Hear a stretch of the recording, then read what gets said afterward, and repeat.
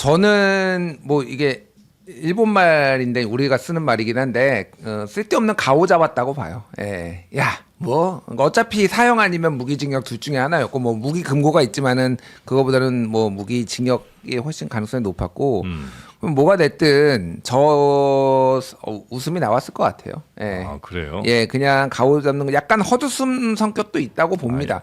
김건희도 15년 구형 받았을 때 약간 헛웃음을 좀 웃었거든요. 그러니까 순간 뭐 정신 나간 거 아니야? 제가요?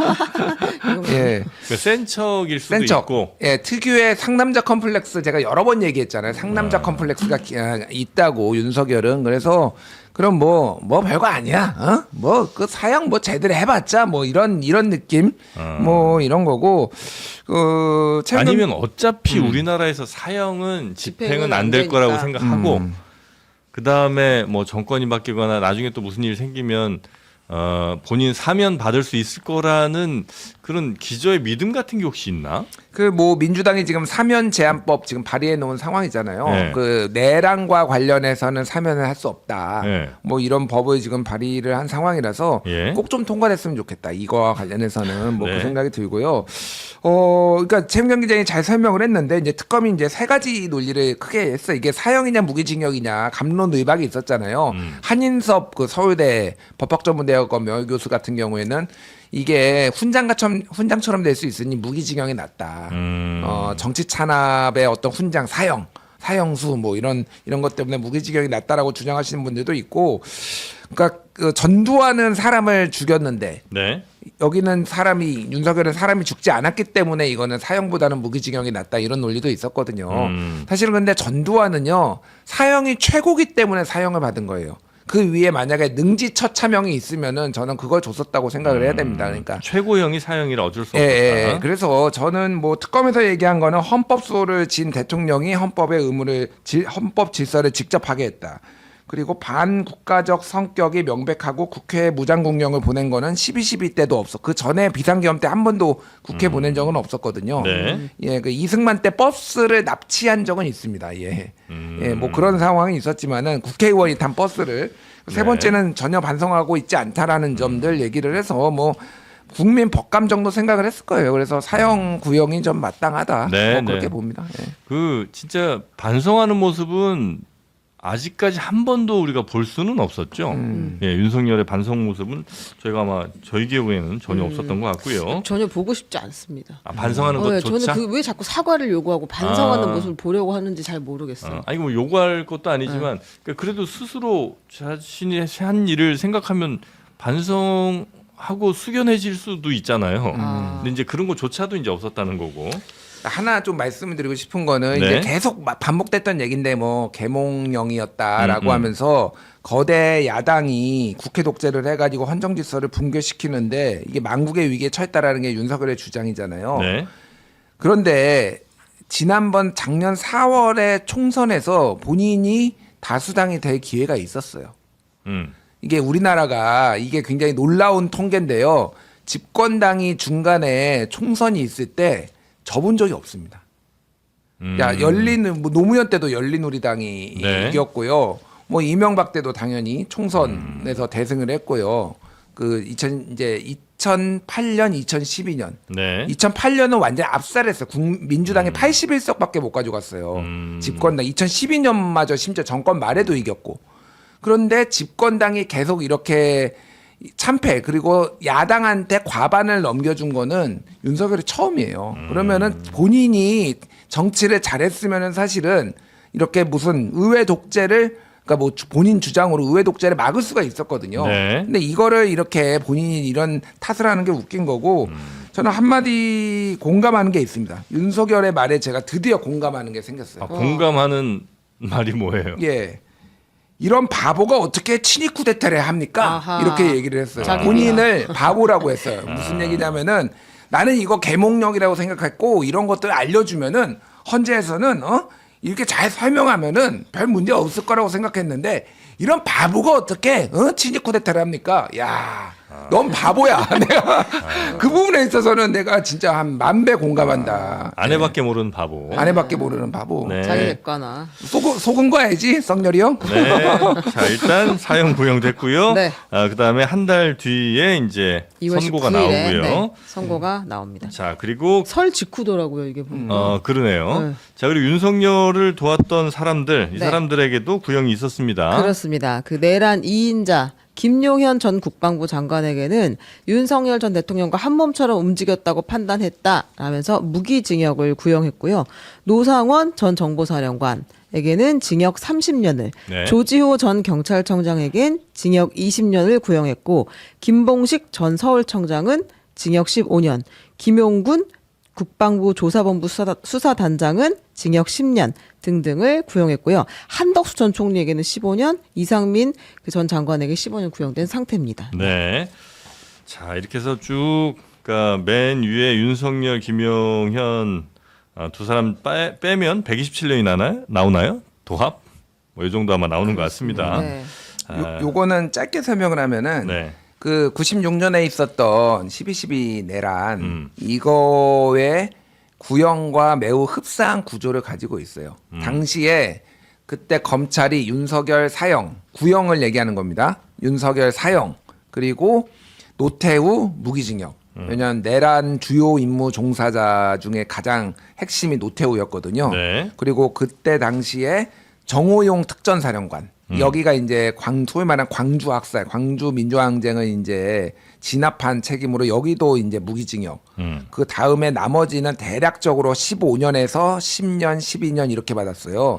지금 구조가 거의 똑같아요. 그러니까 지금 그 노상원이 30년 받았는데 이게 이제 약간 정호용하고 비슷한 느낌의 이런 거고, 나머지는 이제 조지호만 20년 그리고 15년, 12년 뭐 이렇게 지금 나왔거든요. 그거를 거의 참고를 그런 것 해가지고 같네요. 이게 뭐 흔한 사건은 아니니까 당연히 참고를 해야 될 거 아니에요. 네. 그러니까 거의 비슷한 구조로 지금 이렇게 구형이 구형을 요청했다 이렇게 네. 보시면 될 것 같아요. 예. 물론 이제 얼마나 가담했는, 얼마나 적극적이었느냐, 뭐 등등을 아마 또 검찰도 잘 따져보긴 했겠습니다만, 한덕수, 이상민 뭐 이런 사람들은 사실 본인이 얼마나 적극적으로 했느냐도 중요하겠습니다만, 그때 당시에 위치가 뭐냐도 굉장히 중요하잖아요. 근데 그런 거는 조금 덜 고려된 건 아닌가 하는 생각이 살짝 들기는 합니다만, 여튼 뭐 특검에서 또 구형을 여러 가지를 고려해서 아마 했을 거라고 믿고 싶고요.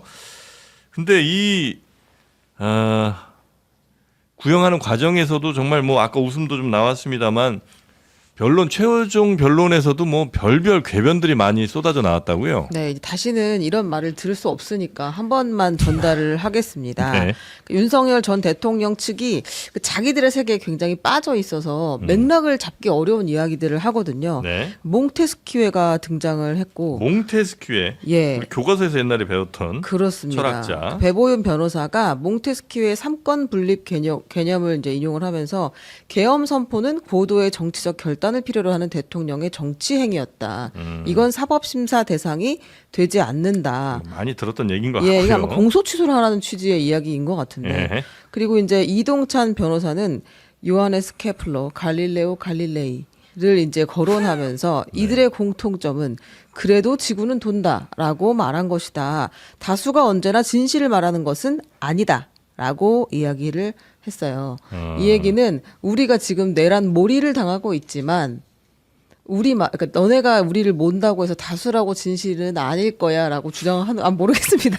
주장하는 것 같고요. 그다음에 민주당이 다수당으로서 독재를 했다라고 주장하는 것도 나왔어요. 뭐 이제 무솔리니, 차베스 등등이 등장했습니다. 네. 아니, 다수가 언제나 진실을 말하는 건 아니지만 이건 뭐 다수 소수의 문제는 아닌데 왜 갑자기 이런 얘기를 하는지 모르겠습니다만, 갈릴레오도 나오고 몽테스키에도 나오고 케플러도 나왔다. 그리고 여기 에이스가 김계리 변호사잖아요. 네. 대통령이 기사 쪼가리 62개에 의해 탄핵 소추됐다라는 이야기도 했습니다. 기사 쪼가리요? 네.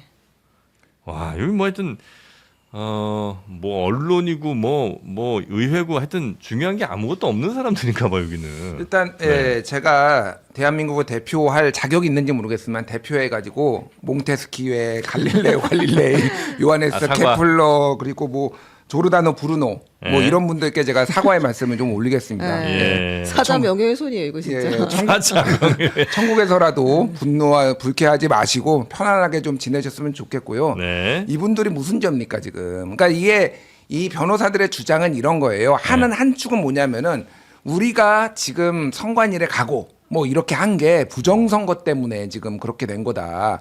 지금은 증거가 안 나왔지만은 부정선거는 확실히 있고 그때도 천동설을 다들 주장했지만은 결국은 지동설이 맞지 않았냐. 부정선거도 맞는 거다. 뭐 이런 맥락이에요 하나는. 그리고 다수가 지금 주장을 하더라도 네. 우리는 이거는 필요한 계엄이었다. 계몽령이었다. 뭐 이런 주장을 하는 겁니다. 예. 그래요. 나중에 뭐 혹시라도 부정선거라고 밝혀지면 그때 사과 네, 드릴게요. 미안합니다. 그러면. 그때 알겠습니다. 네. 자, 그리고 이 구형에 대해서 지금 유튜버들 특히 네. 이제 극우 쪽 예. 보수 유튜버들이 또 난리가 나고 명언들을 많이 쏟아낸 것 같은데요. 그렇습니다. 이제 원래 이런 결과가 나왔을 때 사실 어떤 반응을 보이느냐가 이제 이분들의 흥망을 결정하기도 하잖아요. 네. 자기들 앞으로 구독자가 늘 것인가 줄어들 것인가 각자 주옥 같은 반응을 보여주어서 이건 저희가 보고 가려고 합니다. 네. 몇 개만 볼까요? 선택받은 윤석열 대통령이라는 거죠. 예수 앞에 세례 요한이 말하자면 길을 닦아주는 것처럼 이분도 나오면 길을 닦아주는 사람이 있어야 돼요. 모세 비유를 하면 이제 다시 뭡니까 그 감옥에서 할례를 받아서 나라를 구하는 겁니까? 어떻게 되는 겁니까? 네네네. 120일이 지나면 나라가 바뀐다. 트럼프가 전 세계에 왕성화시키고 있는 겁니다. 윤석열 대통령도 같이 이렇게 손잡고 나갔던 거죠. 트럼프가 도와서 윤석열 승리의 해가 된다.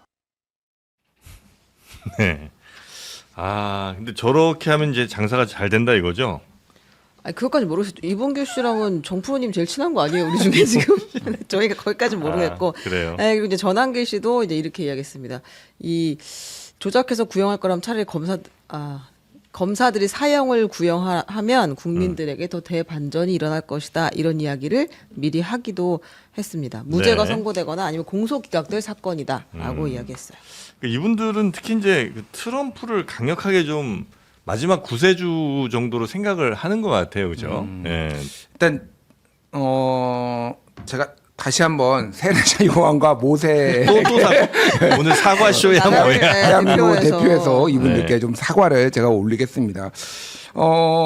세례자 요한이 많이 화나셨을 거예요. 어떻게 근데 나를 모세가 윤석열 등판하냐, 진짜. 무슨 얘기를 하는지 잘 모르겠고 모세. 뭐 할례 얘기까지 나왔어요. 와. 감옥에서 할례를 받아서 나라를 구하는 겁니까? 뭐 이런 얘기를 했는데 할례가 뭔지 모르시나 봐요. 할례는 이게. 여성한테 하는 거 아니에요? 예, 그러니까 뭐 할례는 크게 보면은 이제 뭐 소위 말해서 포경 수술을 얘기하는 건데 아니죠. 아니 뭐 이게 제가 뭐 그런 거죠. 예, 네네네. 그런 건데 여성 할례는 더 잔혹한 네. 뭐 이런 거라서 이게 네. 그 아예 지금 인권 탄압 문제가 되고 있는데 이게 아무 말 대잔치를 하는 거고 감옥에서 그 수술 제가 이 트럼프가 네. 그러니까 베네수엘라 마두로를 이렇게 납치 이제 군사 작전에서 데려온 것처럼 네. 이재명을 이제 단죄할 것이다라는 주장을 하시는 분들께 제가 좀 냉정하게 말씀드릴게요. 무슨 얘기냐면은 트럼프는요 윤석열처럼 바보가 아니에요. 예. 그렇기 때문에 본인의 이익이 되느냐 안 되느냐를 가지고 판단을 한다. 첫 번째. 그래서 지금의 남한의 마스카 프로젝트라든지 이런 것 때문에 한국 정부의 도움이 굉장히 필요한 상황에서 안 하는 거 하나. 그리고 또 하나는 트럼프는 미국은 기본적으로 본인들이 인정하는 국가와 인정하지 않는 국가가 있어요. 이거는 굉장히 중요한 문제예요. 네. 왜냐하면 이 트럼프 정부에서 지금 5명한테 전 세계 5명한테만 황금 열쇠 보냈거든요. 그 중에서 이재명 대통령이 들어가 있어요. 네. 이거는 공식적으로 저 국가의 수반을 인정을 한 거예요. 그러면은 이거는 본인들이 그거를 했을 경우에는 굉장히 큰 논리적 모순, 뭐 그냥 정치적 파장 문제가 아니라 이런 문제가 생기기 때문에 이런 나라는 건드리지 않습니다. 당연히 그렇게 당연한 거예요. 당연한 거. 이거 뭐 잘 모르시는 분들이 있어서 계속 제가 이제 말씀드리니까 국제 정치를 1도 모르시는 분들이 지금 네. 이런 주장을 하는 거고 계속 반복이 되고 있는 거라서 네. 안 와요. 트럼프는 언제까지 재림 예수 기다리는 것과 비슷한 거예요. 트럼프가 오는 걸 기다리는 거는. 2000년 걸린다. 한 2000년 이상 휴거도 안 됩니다. 그래서 예수님 더 빨리 올 것 같아요. 예수님 빨리 올 수도 있어요. 네. 트럼프보다. 하여튼 이렇게 해서 끝도 없이 하여튼 계속 뭔가 장사를 해나가긴 해나가는데 언제까지 이 장사를 하실지는 한번 제가 전화 연결해서 한번 물어보도록 하겠습니다.